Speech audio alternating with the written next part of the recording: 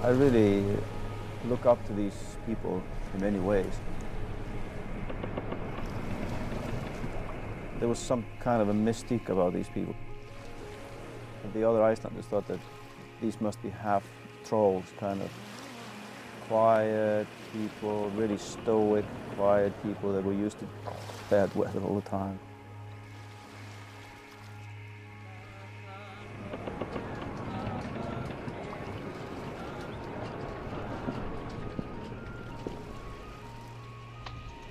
Spring has arrived to the West Fjords of Iceland. So have we.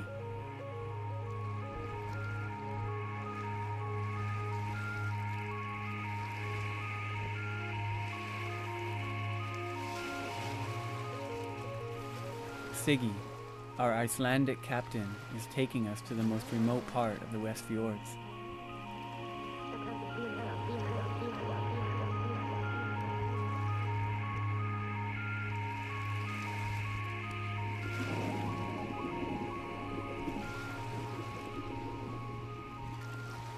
Season after season, people survived here for 1,000 years.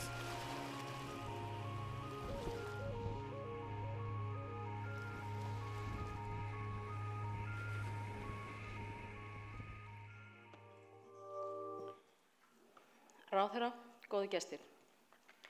Hér sáuð þið lítið brot úr myndbandi sem tekið var á síðasta ári norður í Jökulfjörðum. Mér finnst þetta myndband segja sögu. Það sýnir hvernig hægt að skapa aðstæður þar sem gesturinn hefur möguleika á að upplifa eitthvað sem hefur þýðingu fyrir hann. Leiksviðið í þessu tilfelli skúta. Leiktjöldin eru náttúran, saga kynslóðanna skapar samhengi, í ferðinni gefst tími til að segja söguna og gesturinn getur fundið til samkenndar með kynslóðuna sem fóru á undan. Borð í skútunni eru 10 manns sem mynda í ferðinni samfélag. Þessu myndbandi hefur verið deilt samfélagsmiðlana og þeir ferðalangar sem á eftir koma hafa hugsanlega horft á þetta myndband fyrir ferðina, tengt við það og það gæti haft þátt í ákvörðun val á ferð eða áfangastað. Ég gladdist mjög við verðlaunin eða brautryðjanda verðlaunin núna rétt áðan, vegna þess að myndbandi sem var sýnt frá Siglufirði, það segir líka sögu og ég óskar Róberti Guðfinnssyni til hamingju með þessi verðlaun. En upplifun mikið notað hugtak. Við erum líka stöðugt að upplifa eitthvað.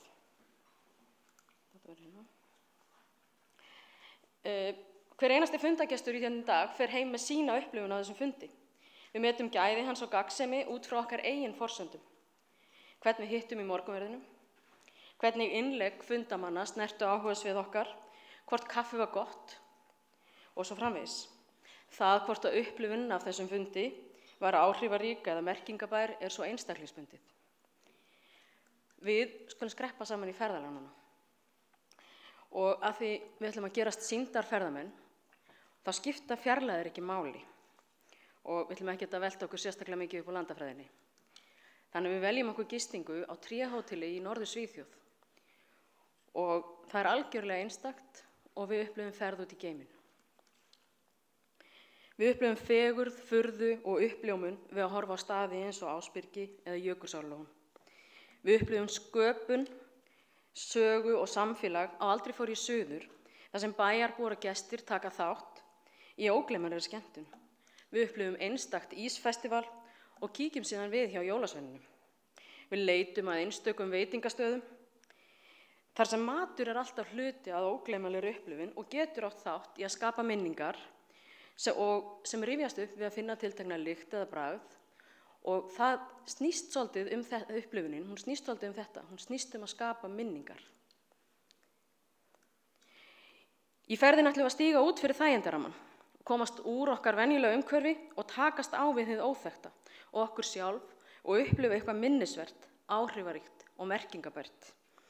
Sumum okkar nægir að fara á kajak, meðan aðrir velja, nú stendur á sér, ísklifur, eða, og sumum þeir sem ganga allra lengst, þeir fara á Suðurpólinn. Langar ykkur að fara í svona ferð? Eða vilduðu kannski breyta einhverju til að ferðin falli betur að ykkar persónulega smekk?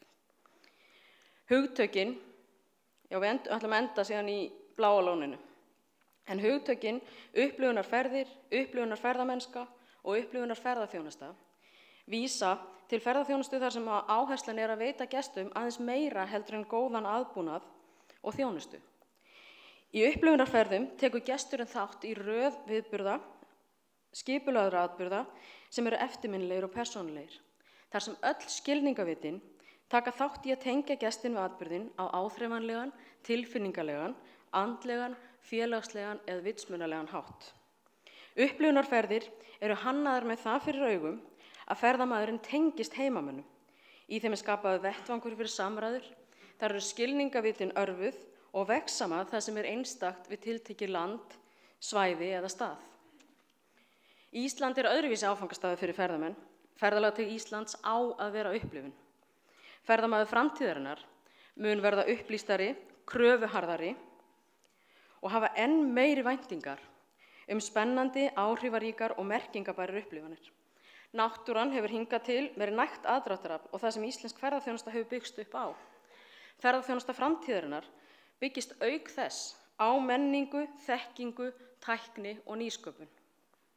Menningin í öllum sínum fjölbreytileika, sögum og sögnum skapa grundvöll upplifunar. Þekkingin á samfélaginu og gestinum gerir stjórnendur fyrirtækja hæfari til að skapa umhverfi merkingabæra upplifana, tæknin opnar tengingar við væntanlega, núverandi og fyrri gesti.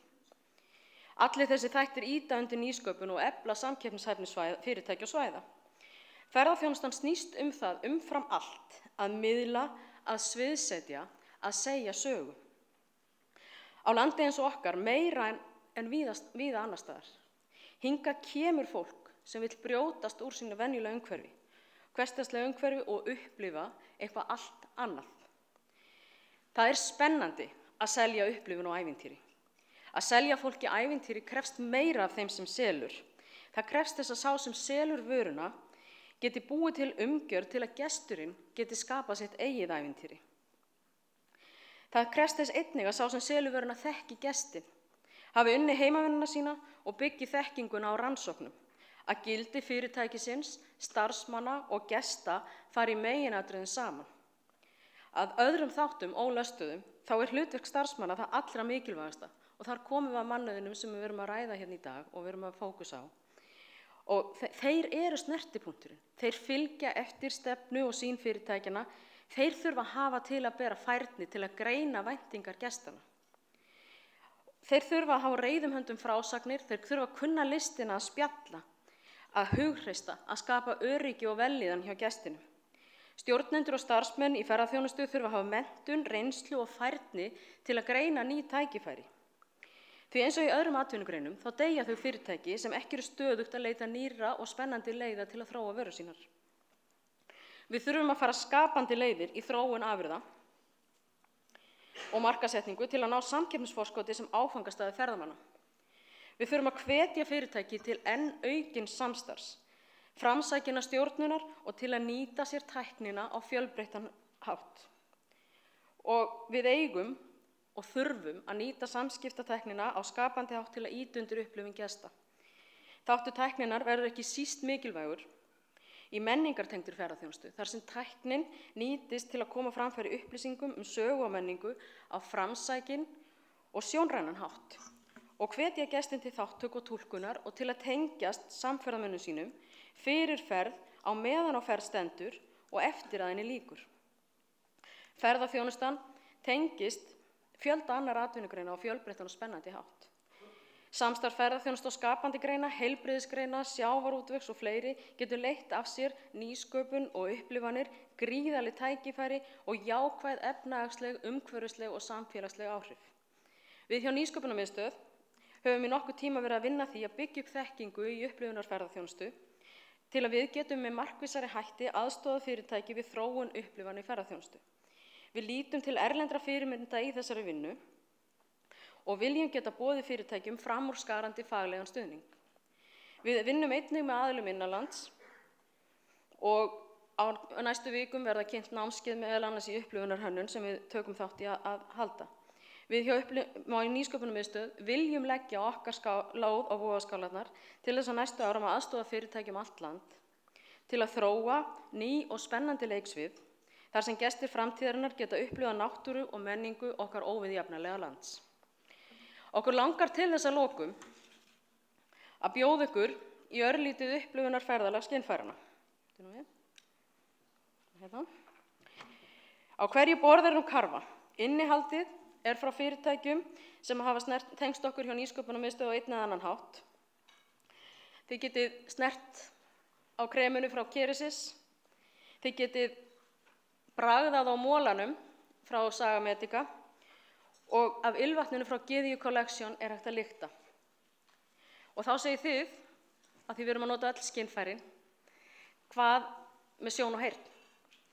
Þann þátt ætla fundarstjóri dagsins, Halldór Gunnar Pálsson, að sjá og býða honum að koma og ljúka ferðalaginu með ykkur. Takk fyrir.